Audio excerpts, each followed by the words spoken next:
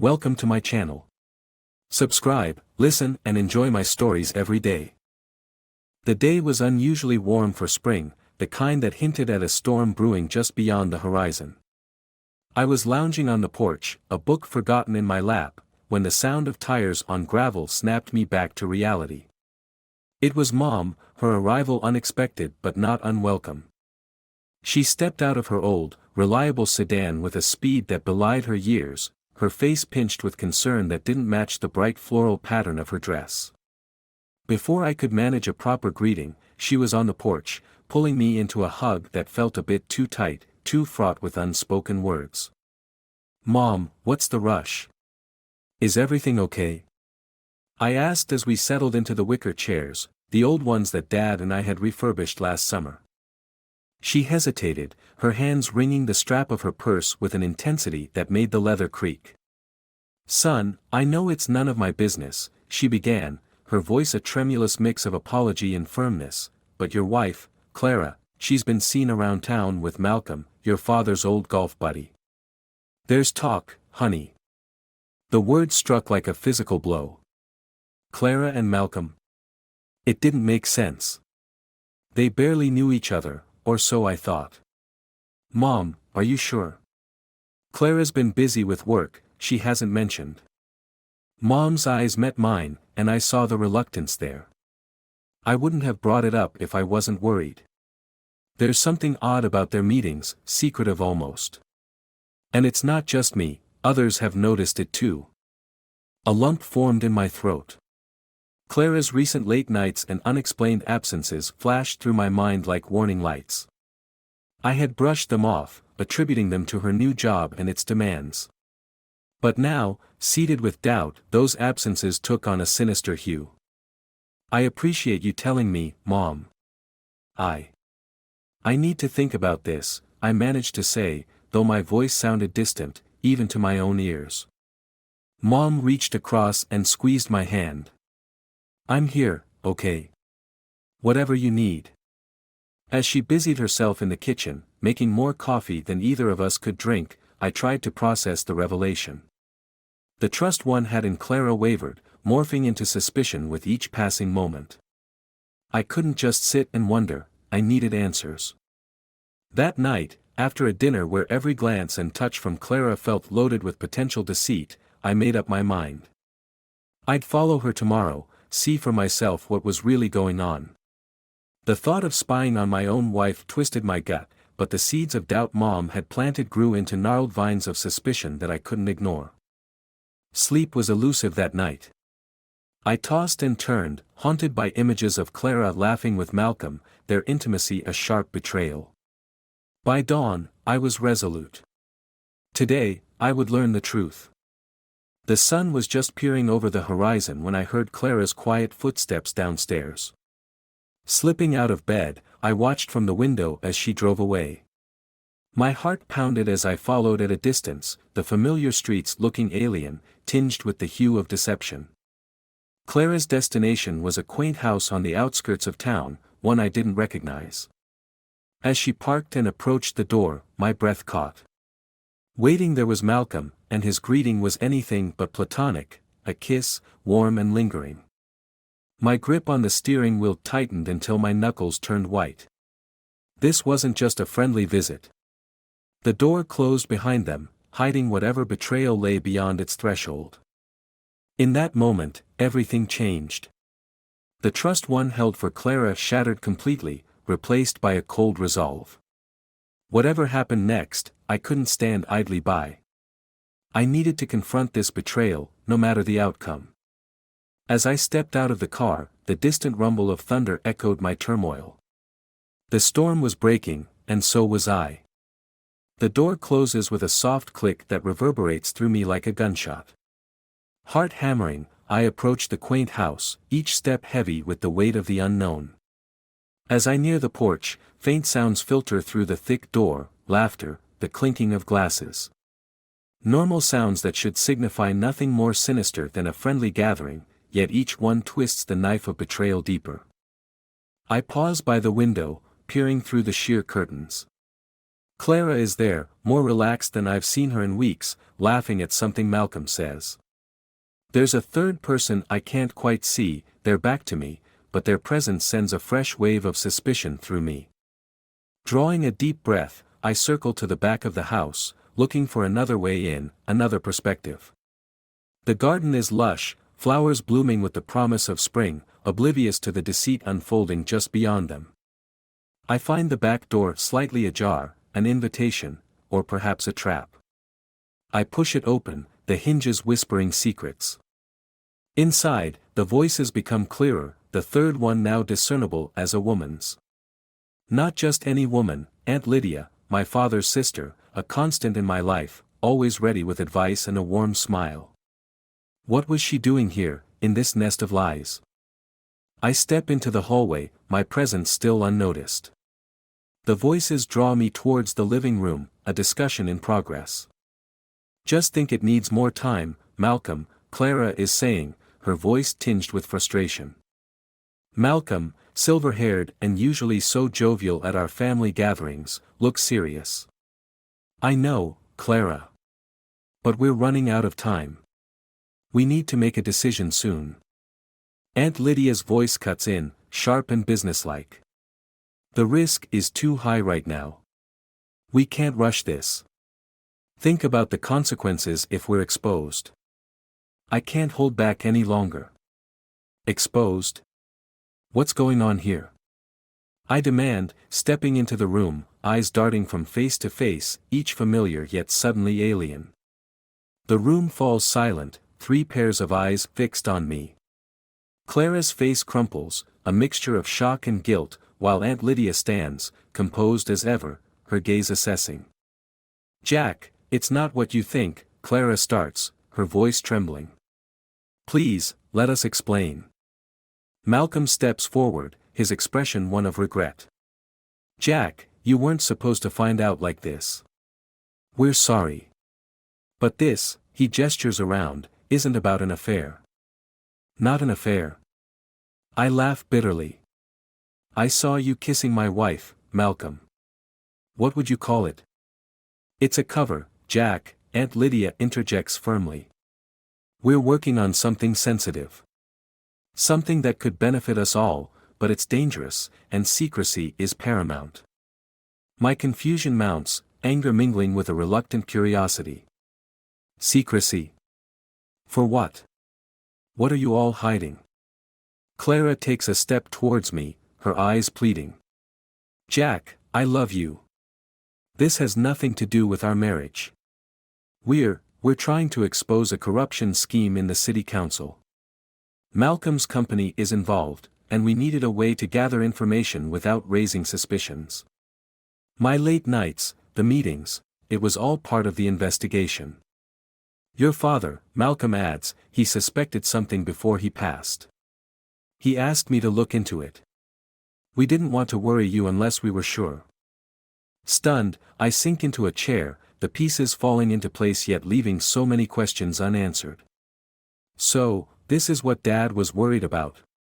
Why didn't you tell me? We wanted to, Aunt Lydia says, coming to sit beside me. But the fewer people involved, the safer. We needed to be sure before dragging you into this. The storm outside mirrors the turmoil inside me. Betrayal, relief, confusion, it all mingles into a mess I can't quite untangle. But one thing is clear, I need to know more. I need to be involved. Tell me everything, I say finally, the resolve firm in my voice. If this is what Dad started, I'm seeing it through, no matter where it leads. As the storm breaks outside, washing the world clean, we begin to weave a plan that will either save us all or destroy everything we hold dear. The rain patters against the window, a steady rhythm that matches the anxious beat of my heart. As I lean forward, elbows on my knees, the room feels charged, as if the storm has seeped inside, filling the air with electric tension. Aunt Lydia unfolds a series of documents on the coffee table, maps, photos, and several thick files. This is what your father was investigating when he died, she says, her voice low, a thread of sorrow weaving through her words. He believed the council was diverting funds meant for public projects into their own pockets. Malcolm nods, his fingers drumming a silent beat on the armrest. He was right. We've traced a pattern of financial discrepancies that suggest a large-scale corruption network. Your wife, Clara, with her position at the bank, has been instrumental in tracking the money flow. I turned to Clara, my earlier hurt momentarily forgotten in the face of this larger betrayal against our community. How deep does this go?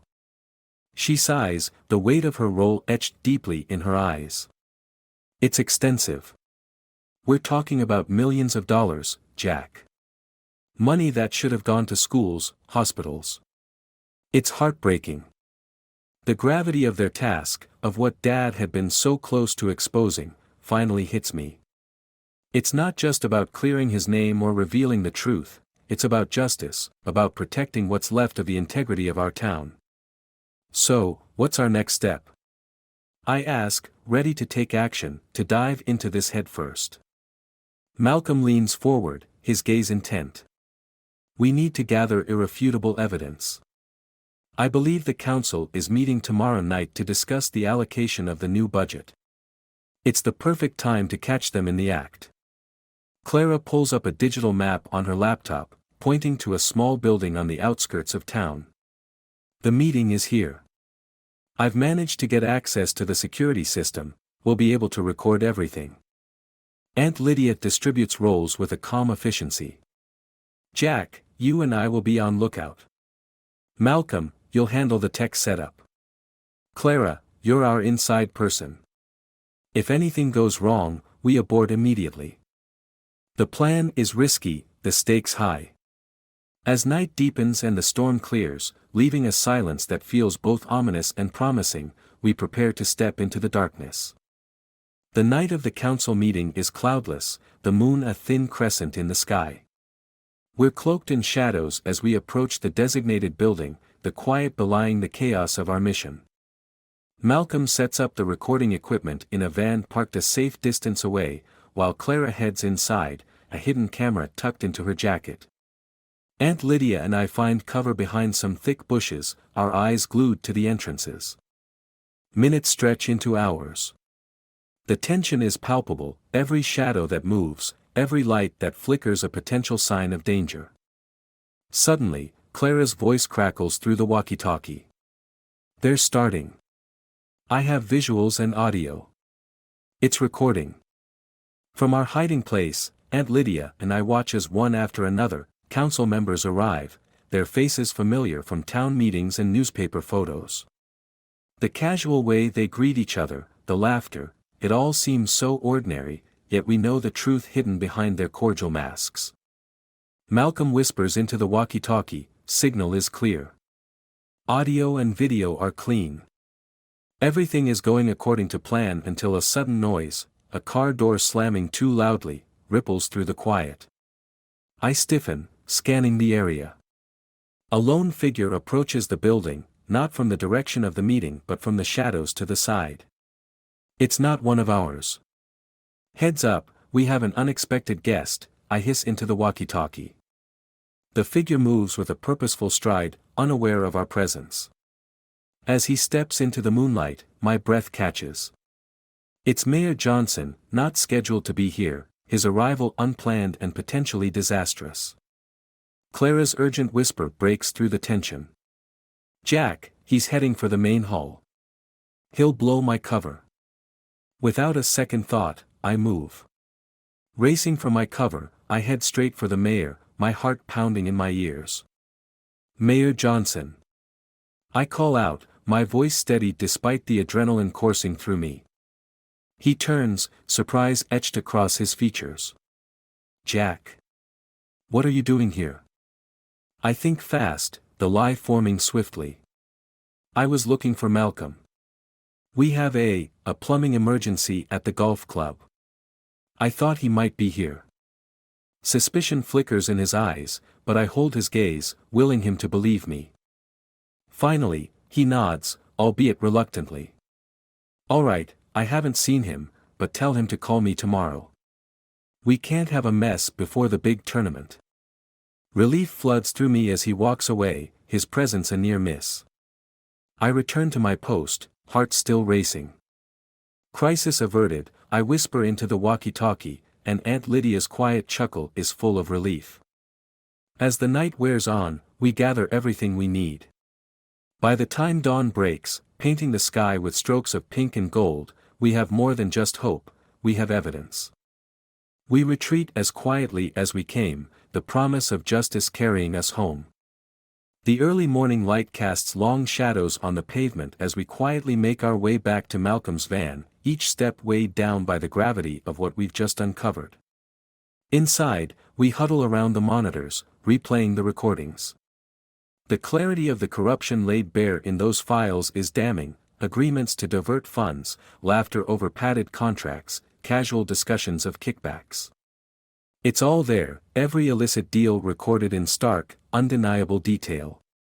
"We've got them," Malcolm says, a triumphant edge to his voice. His hands shake slightly as he backs up the files. "This is more than enough to take to the authorities." Clara nods, but her face is pale, her eyes shadowed. "This will shake the town to its core," she murmurs. "So many trusted people involved." "We did the right thing," Aunt Lydia reassures her, placing a firm hand on her shoulder. "Your father would have been proud, Jack." I manage a small smile, feeling a mix of pride and sorrow. "Let's get this over with," I say, more to steel my own resolve than anything. We agree to meet with the state police later that morning, and as we go our separate ways to freshen up, the weight of the impending confrontation hangs heavy in the air. At the police station, the atmosphere is tense. The chief, a gruff man with years of service written on his weather-beaten face, listens intently as we present our evidence. His expression, initially skeptical, turns grave as the recordings play out. "This is deep," he mutters once we finish, rubbing his chin thoughtfully. "You've done a significant thing here, exposing this. It's going to cause a lot of upheaval, but it's necessary. Corruption like this can't stand." He promises swift action, and true to his word, the arrests begin that afternoon. The news spreads like wildfire, the impact immediate and shocking. Council members are taken into custody, their misdeeds laid bare for the whole town to see. As the community reels, I find myself at the center of it all, fielding calls from reporters, residents, even old friends who can't believe what's been hiding beneath the surface of our seemingly peaceful town. Days turn into weeks, and the trials begin. The evidence we provided proves irrefutable, and one by one, the council members face justice. The town slowly begins to heal, to rebuild the trust that was so thoroughly shattered. One evening, as I sit on my porch reflecting on everything that's happened, a car pulls up. It's Clara. She's been quieter since that night, the weight of her undercover role having taken its toll. She joins me on the porch, her presence a familiar comfort. "Jack," she begins hesitantly, "there's something I need to tell you, something I should have said earlier." I look at her, puzzled. "What is it?" She takes a deep breath, her hands fidgeting with the hem of her sweater. "That night, at Malcolm's house, when your mother told you about me and Malcolm. It wasn't just a random sighting." Confusion furrows my brow. "What do you mean?" Clara meets my gaze, her eyes earnest. "Your mother, she was part of it, Jack. Part of our investigation. She was the one who first suspected something was off with the council, even before your father.